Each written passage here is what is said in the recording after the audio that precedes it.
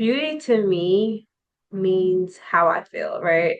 So it's my mindset, my mindset and my outlook on everything that I'm focused on, how I treat people, how people, how people are treating me. I perceive it as beautiful. It's not so much the physical for me, Mm, because I always say there's a lot of beautiful people with just ugly insides. mm. So it's really just an inward attribute of just giving love, showing appreciation, having a positive energy, feeling good. So that's what it means to me. Welcome to the Beauty Talk podcast, where we feature how the best medical practitioners help their patients to look better, younger, and healthier. Now, enjoy the show, and here's your host. Daniel Gao here. I'm the host of Beauty Talk. We feature the top medical practitioners in health and beauty, both inside and out. I have Yassan Osbourne, the founder and owner of Yasthetics and Wellness, a medical spa in New Rochelle, New York, focused on natural-looking aesthetics, wellness, and confidence-building care. With a background in bedside nursing and advanced training in injectables, skin health, and regenerative treatments, she bridges beauty and evidence-based medicine to safely serve diverse skin tones and body types. Yassan is also the creator of YAS Skincare, which is Youthful Ages Skin, a Mhm. results-driven skincare line designed for clients struggling with acne, hyperpigmentation, and aging skin. Her mission is to help women and men feel empowered, educated, and seen at every stage of their wellness and beauty journey. So, Yassan, welcome and glad to have you here. Thank you so much for having me here, Daniel. I'm excited. Yeah, so let's start off with this. How did you first get interested in the medical field? Ooh, so I've always wanted to be a doctor, Hmm. to be honest with you. At three Mhm. years old, I wanted to be an ER trauma surgeon, but then that didn't turn out to be what it is, obviously. And then had my son, and I was like, okay, I'll just be a nurse. And then the nursing turned into where I am now. Okay. Mhm. And then how'd you end up making that transition into aesthetics? So it was a Botox class. I had a friend who owned, like, she was already in the beauty industry, and she wanted me to come down to Jamaica, where I'm from, Mhm. to do lasers. I'm like, well, I don't understand anything about this world, so let me go and research it. Did my research, then did my first class, and I was like, I should have been doing this my whole entire life.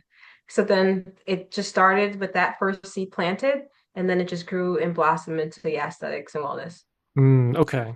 And then what caused you to want to start your own practice? I mean, why not just work for somebody else? Why start your own? I've always loved freedom, and both my parents are entrepreneurs. So I've never really seen them work for anyone else, and I see what their lifestyle was like. I was always admired by how they live and their choices and so forth. Okay, so following in the family footsteps. Exactly, yes. Okay. Now I want to dive deeper into the actual practice itself, Yasan. You in the aesthetics industry, but you also implement wellness, so like IV hydration, vitamin therapy into aesthetics. What Mhm. I guess what kind of got you down that path? Because it's wellness is not something that people typically think about when it comes to a medical spa. So what got you to start bringing wellness treatments? So because of I call it the nerd part of my brain, not because like we're trying to, I think everybody thinks about the exterior of things, but so when doing my research with what's happening with the bodies, I basically found out that there's so much things that's happened from within ourselves that can cause acne, weight gain, bad bad or dry skin, hair loss, and that's how I kind of like cultivated everything else and created the wellness part of it. Okay. So IV hydration, I want to break down kind of each of these individually. The IV hydration part. So for people who Mhm. have never gotten an IV hydration, I'd imagine it's kind of something like when you go to the hospital, they stick an IV and you get all the vitamins and nutrients. But I don't know if it's like the same thing as you get in the hospital, or is it like a different purpose, a different type of IV? So could you talk a little bit more about that? So IV hydration in like a medical spa or wellness facility, it's more an elective service. So you're choosing to get this because you feel dehydrated, you don't take in vitamins enough, or you need a picker up or after drinking overnight. So it's all custom and it's all vitamins. It's not like medication such as antibiotics. So everything that you're doing is basically you're electing because hey, yes, I'm feeling this way. Can you create a cocktail for me to make me feel better, more energy, more energized, faster muscle recovery? There's just so much that you can do with IV hydration. Okay, so when you say cocktail, it really can be like you kind of make it depending on what you need. It's almost like ordering a drink at a bar. Yeah, Okay, pretty it's just much, yes. okay, but it's just something With to. restrictions, just to make sure that there's nothing interacting with each other. But once you know and understand that, then you could just create your cocktails for your patient. Okay, so someone could come to you and be like, "Hey, Yassan, I'm feeling tired. I went out drinking too much last night, and I only got 1 hour of sleep. Could you put something together Hmm. to help me, like as a pick me up?"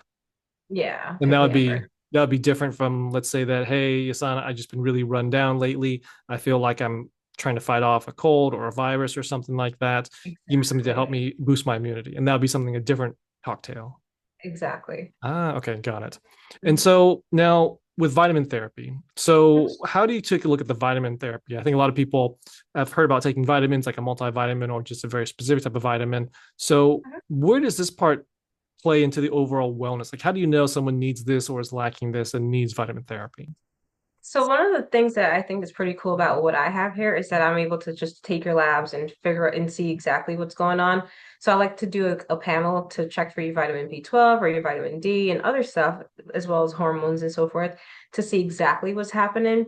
A lot of people are vitamin B12 deficient, and we need vitamin B12 for so many other things.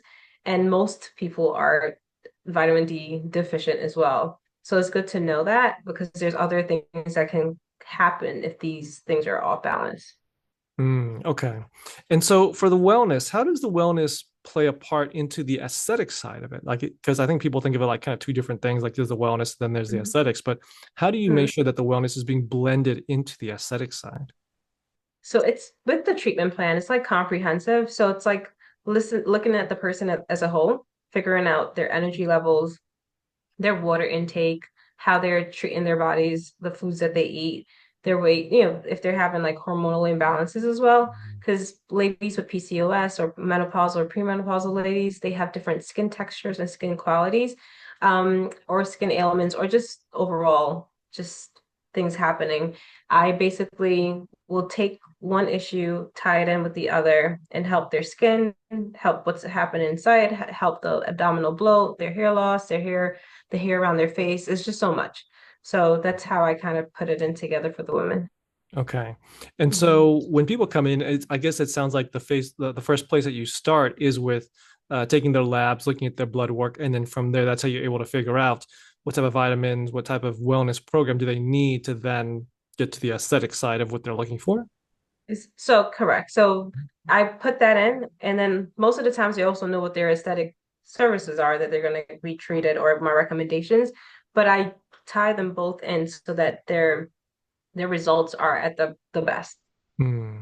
Hmm. So if someone just does the aesthetics treatments without the wellness side, they can still see some results, but Of it course, sounds yeah. like the wellness side is kind of more to, is it that you're getting more out of the aesthetic side, or it's just going to last longer, or like, So everyone's case is different. So there are patients who I'm going to think of one person in particular that I will say that she was losing weight, but she was having a hard time losing weight, hmm, but that she also wanted to have facial treatments as well.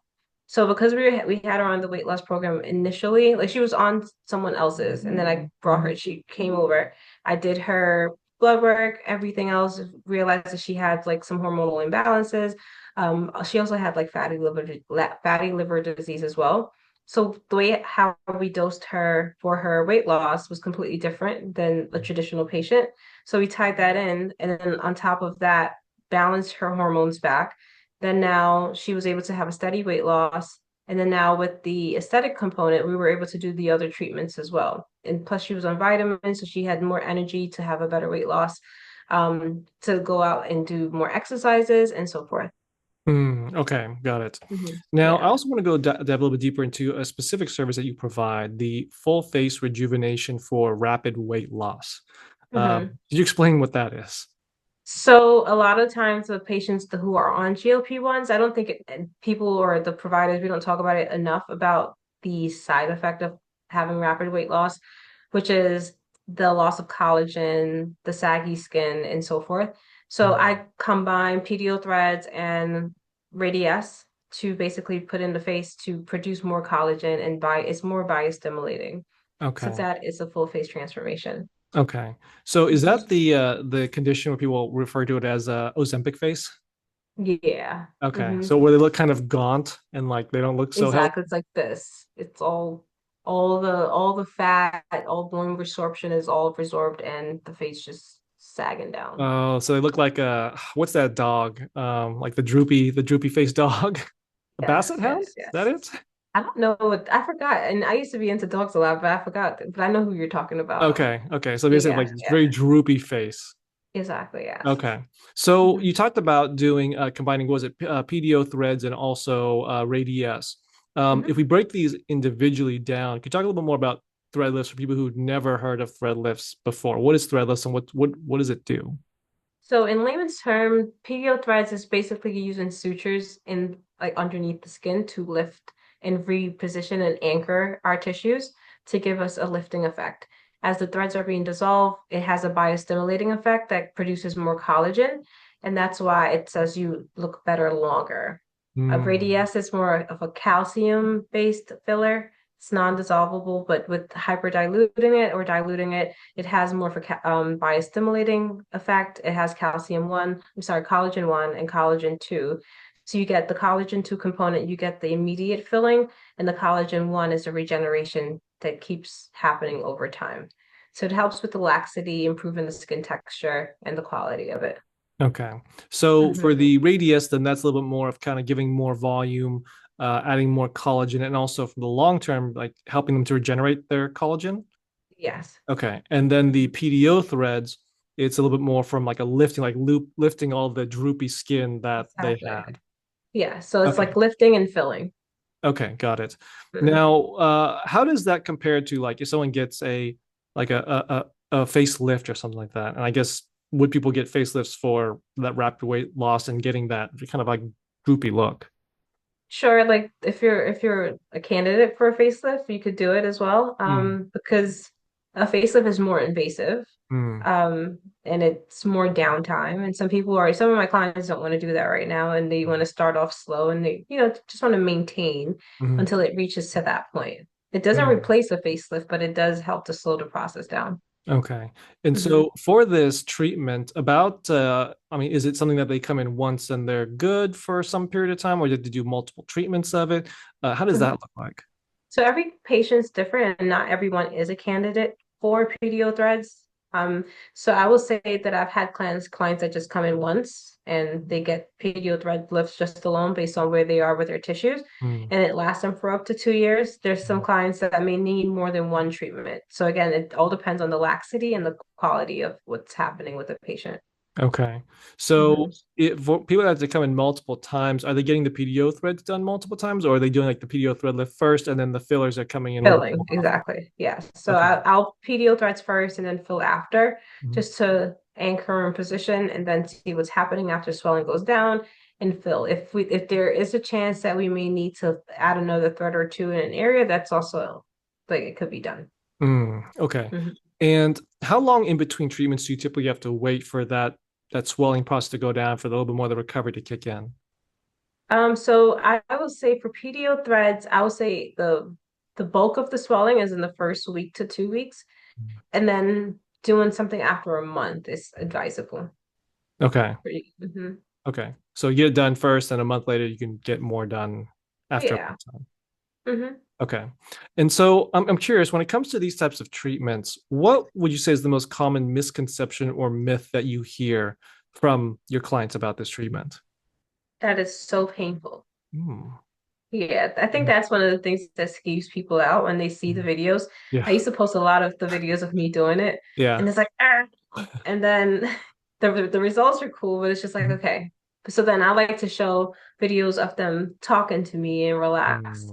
Mm, It can be uncomfortable, not to say that it's a walk in the park, but yeah. it's definitely not what they think.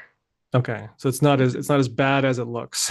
Exactly, it's not as bad as it looks. Okay. Have you ever had anyone fall asleep when you're doing the treatment or not yet? Well, really quiet and just very chill. I'm like, are you okay? Do you feel anything? Yeah. Very chill. Most of my clients, they do talk through it. And then there's some people whose pain tolerance is just a little bit different. They're maybe a little bit more uncomfortable, but for Mm. the most part, they're good. Okay. Okay. Good to Hmm. know then. So let's say that somebody's looking to get some type of treatment like this done, or let's say they've done the weight loss, they now have the Ozempic face. They're trying to Hmm. find someone who can help them resolve this, but they don't know anyone, they don't know where to start looking. Hmm. What would be your most important piece of advice you would give to someone like that on how they can start their search and how they can find someone who has the knowledge, the experience, and can get them a good result?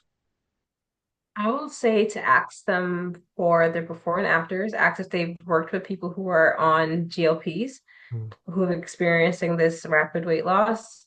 Someone that's also good with facial balancing as well. What else would they think look for? They will look for me as There well, you right? go. Right. Trying to think on a consumer standpoint.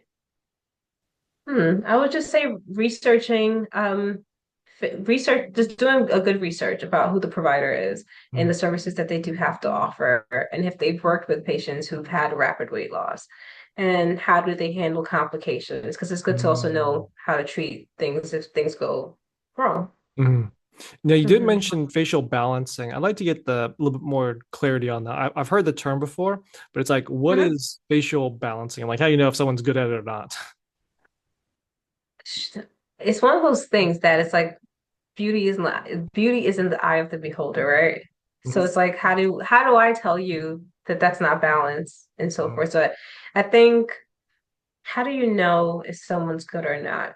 I think that's a personal preference on, in my opinion, because I Mhm. think it's what we see and perceive as beauty that you could say, okay, this person is great, and let me go to this one versus the other. It could just be a small tweak in the jawline or how they sculpted the cheekbones. So I think it's hard to say who's the best because Mm. it's just all artistry and it's just how you see the art. Okay. And are Yeah. there any red flags that you would tell people to be cautious of if they kind of see this with a provider? It's like, hey, you should probably kind of keep looking. No pictures of their Mm. work. It's hard to say that you do something if you have nothing to show for it. Mhm. Right. And granted, it doesn't have to be on social media because I'm pretty sure there's a lot of providers who were doing this way before social media came about. Yeah. Um, Ask about how long they've been trained, like, how long they've been in business, how long they've been doing this. Mhm. What else I will say?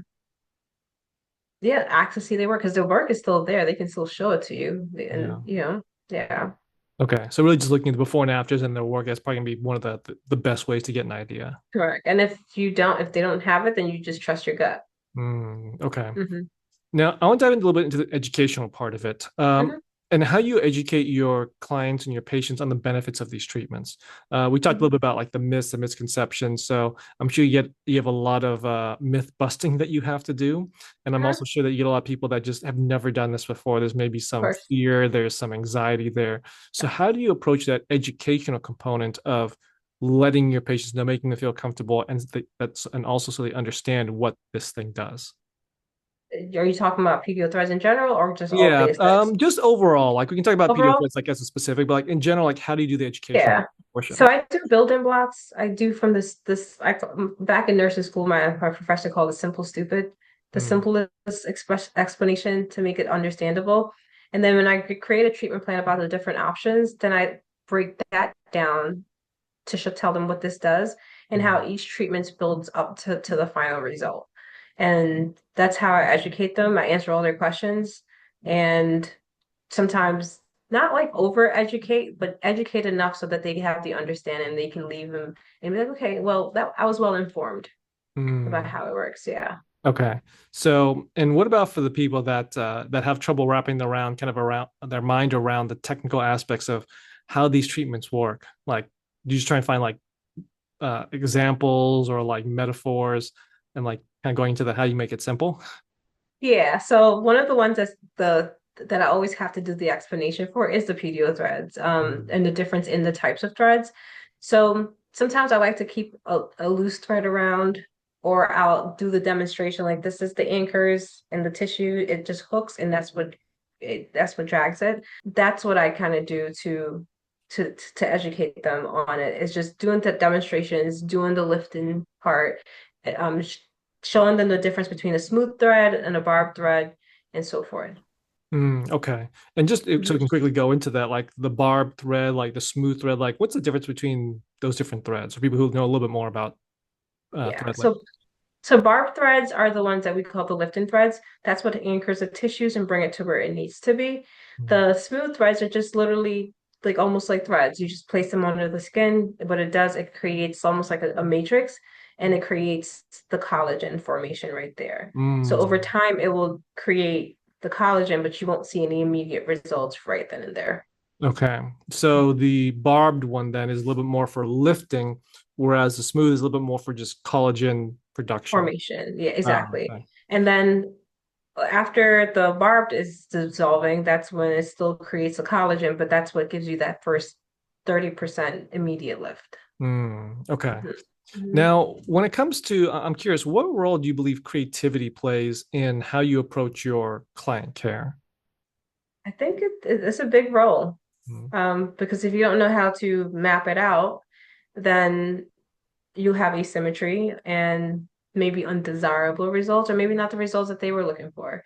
Maybe it's not undesirable, but it's not their desired results. So mm, it's pretty good to have an eye for it because not each patient is made equally, and we're all asymmetrical.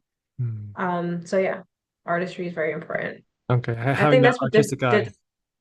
yeah, I think that's what differentiates each provider. It's just how skilled you are in your craft, Mhm, in molding and sculpting and mm. filling. And Hmm. being able to come up with a unique situation depending on the person and what they're trying to achieve. Exactly. Yeah. Okay. Critical thinking skills, yeah, Yeah. with Okay. artistry. Okay. So Yeah. now, Yasan, I'm sure that kind of throughout your career, you've had some memorable cases or challenging cases. Is maybe one story that you can share of just one of those cases that come to mind and how you were able to get them a great result in the end? So another GLP-1 patient, she'd lost a lot of weight, and I think her daughter was getting married, and she was like, "I need to just look refreshed again. Like I just hate everything." And then so I did a step-by-step approach with her. We did some threads lightly, lifted her for a little bit because she lost so much weight. There was so much volume loss, then filled her back up with some radiesse, did some skincare. And then it was like night and day to the person in which she started out with me with and how she ended up at the end. Wow. Okay. So Hmm. it's really Hmm. just, and it sounds like, and this is the thing I do like about the aesthetics industry, a lot of these memorable stories, it's just Hmm. about people wanting to feel themselves again. Feel Yeah. exactly. It's not Yeah. about, oh, I want to be the most beautiful person out there. It's just, I just want to feel like the Like best for version of me. myself. Exactly. And that's one of the things that I thought about of myself is like, how do I serve people in this industry, right? Mhm. Because it's not to just like overdone. It's not about that. For half, 80%, in my opinion, of Mhm. my women aren't about being prettier than what they were. It's just about feeling like myself. Yeah. Getting that confidence back. Exactly. Yeah. Okay. So, Yusan, where do you think the future of aesthetics is going? Hmm. Definitely regenerative. Mhm. Everyone is like heading over to the functional medicine side, trying to look good and feel good from within. Mhm. Because the body does tells a lot. Like if your gut health's not good and you're super inflamed, you may look puffier, or your hormones are imbalanced. You may lose some hair, you may get fatter. Like there's just so much. So I think a lot of it is drifting into the wellness part as well right now. And it's been doing that for maybe a year or two. I've been seeing it.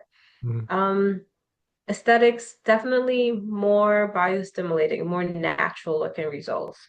Okay. Yeah, And do you yeah. think that that the direction that the industry is going in, like you mentioned a little bit more, like the functional medicine or regenerative medicine, do you think that's a good direction that the industry is going in? I don't know. I don't know. It's one of those. It's good that we're looking at our health more, Mm, because health is wealth, and if you feel good, and sometimes it makes you look good too, right? mm, Because sometimes our looks is also our inward attitude. mm. Um, so is it a good thing? It's cool. Yeah, it's cool that we're talking about it more. Okay. So just Yeah, having more options, more opportunity. exactly. To really Okay. help people look and feel their best. Okay. Yeah. And with Hmm. your practice, the aesthetics and wellness, what's your vision for the practice? I want to help people especially the premenopausal and the menopausal women, like fix their ill, like the things that they go through. A lot of them are not like listened to by their main providers.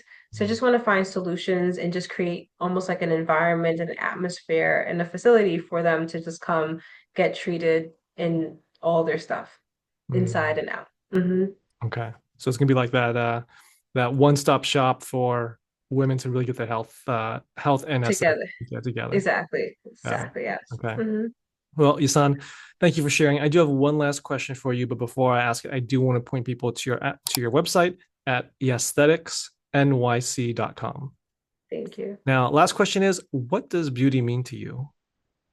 Mm, beauty to me. That's a good question. That was a good one, Daniel. What does beauty mean to me?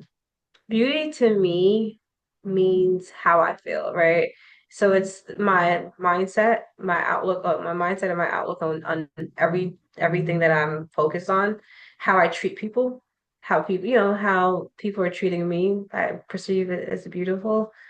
It's not so much the physical for me, Hmm. because I always say there's a lot of beautiful people with just ugly insides. Hmm. So it's really just an inward attribute of just giving love, showing appreciation, having a positive energy, feeling good, So that's what it means to me. Awesome. Well, there Mhm. you have it. Yasan sharing your Yeah, expertise. So, Yasan, thank where you. can people contact you and your practice? So they can contact me at the aesthetics at outlook.com, or they can find me on Instagram, the aesthetics NYC, or on TikTok, yeah, aesthetics and everything, yeah, aesthetics NYC. Okay. Awesome. Yes. Well, Yasan, this is great. Thanks for coming on. Thanks for sharing your message.